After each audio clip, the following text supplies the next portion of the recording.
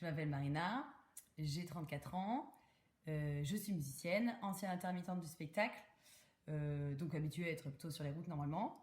Je viens du sud de la France et je suis donc jeune maman. Avant d'être maman, j'adorais aller au cinéma, lire des livres, partir en vacances. Évidemment, je suis passionnée de musique puisque je suis musicienne. Donc j'écoute énormément de musique, aller au concert, beaucoup de sport, de la course à pied notamment. Mais aujourd'hui, je dirais que je suis plus axée sur des petites balades au parc. L'objectif, c'est évidemment que j'arrive à gérer ma fille et moi-même émotionnellement quand je m'occupe d'elle. Ça, c'est l'objectif numéro 1 tout de suite de l'instant. Et l'objectif global, c'est de pouvoir être moi-même en toutes circonstances et de pouvoir me sentir en accord avec moi-même. J'ai rencontré Mylène, donc. J'y suis allée parce que j'arrivais pas à avoir d'enfants. Et en vrai, honnêtement, mon problème, c'était justement la gestion émotionnelle, le fait de pas réussir à faire des enfants. Et je me sentais pas du tout en accord. J'avais l'impression qu'il y avait plusieurs Marina concernant le problème de la conception d'un enfant. C'est que déjà, mon couple allait très mal. Parce que moi, j'étais devenue une fille hystérique qui calcule sur son application exactement ce qu'il faut faire quand il faut le faire. Je devenais aussi très aigrie et très en colère contre toutes mes amies qui avaient des enfants. Et je pense que c'est à partir de là que j'ai réalisé qu'en fait, il y avait peut-être... j'étais tellement énervée contre tout le monde, contre la vie et les gens, de tout, n'importe qui en fait, que je me suis dit qu'en fait, il y avait peut-être un problème avant ça. Et que donc ça faisait sens aujourd'hui, ça ressortait avec ce problème concret de ne pas avoir d'enfant, de ne pas réussir à en avoir, mais qu'à la base c'était certainement justement un souci aussi de gestion de colère, quand je parlais de gestion émotionnelle tout à l'heure, de gestion de la colère, de qui j'aime pas, qu'est-ce que je me sens que j'ai de faire, pas faire, qu'est-ce qu'on m'a dicté, est-ce que moi je choisis de faire maintenant pour moi et pas parce que c'est écrit ou parce qu'on m'a éduqué comme ça. Il faut savoir qu'avant ça, j'étais allée voir des sophrologues, j'ai fait psy, j'ai fait yoga, j'ai fait cohérence cardiaque, j'ai fait tout un tas de trucs, j'ai fait des régimes sans sucre. Bon, j'ai tout tenté pour essayer de comprendre ce qui n'allait pas chez moi et pourquoi j'oscillais comme ça en permanence. Pourquoi je voulais pas aller voir Mylène ? Parce que pour moi, c'était un truc pas du tout concret. C'est une copine qui m'en a parlé et je me suis dit, bon, foutu pour foutu, j'y vais.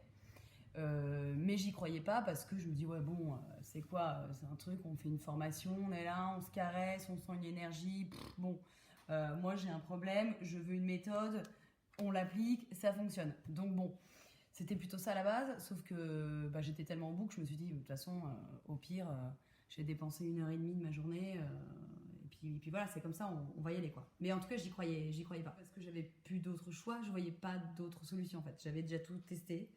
Et c'était un peu le seul truc. Et au fond de moi, quand même, je me disais, bon, Marina, tes excuses, elles sont un peu nazes.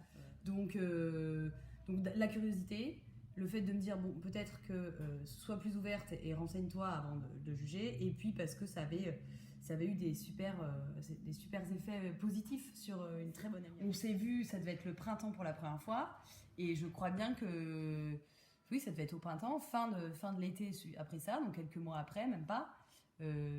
J'étais enceinte, enfin, parce qu'il n'était encore jamais arrivé. Donc ça voulait dire qu'il se passait quelque chose. Au départ, je me suis dit, c'est peut-être pas Mylène, c'est peut-être le hasard, j'en sais rien.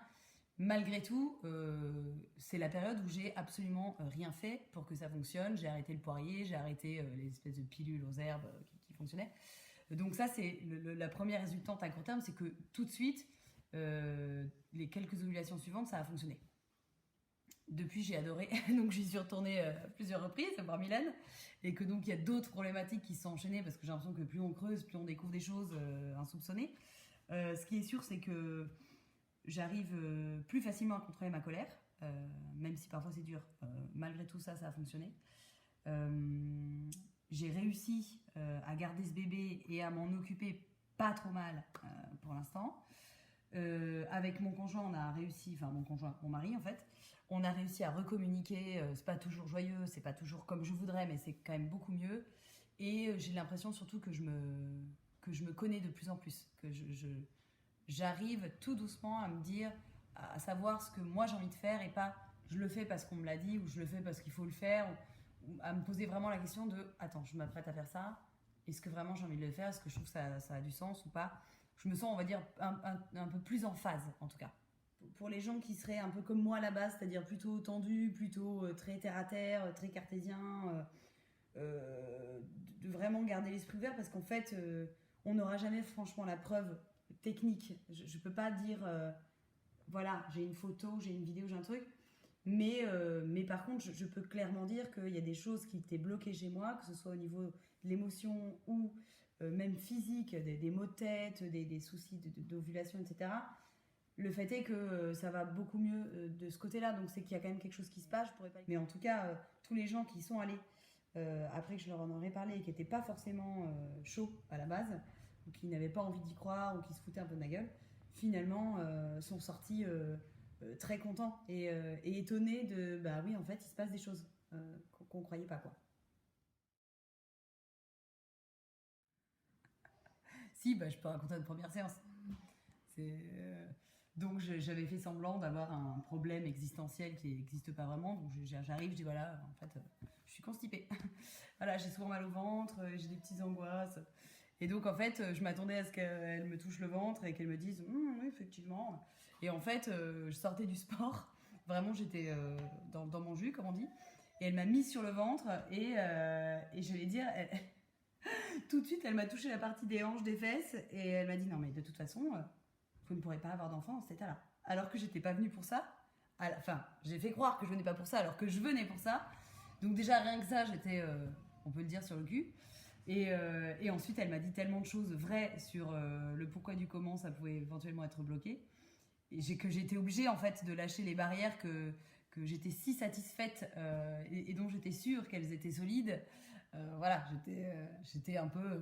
je me dis en fait, j'avais l'impression que mon personnage était extrêmement bien ficelé, bien rodé, j'ai rien laissé paraître, super. Et là, la nana arrive et tout de suite me balance un truc de but en blanc que j'ai pas vu venir, qui était complètement vrai et qui était la vraie raison de ma venue et de mon désarroi du moment, quoi. Donc, je suis ressortie un peu énervée. Et en même temps, tellement satisfaite de me dire, oh, putain, en fait, je me suis mis le doigt dans l'œil, ça marche, quoi.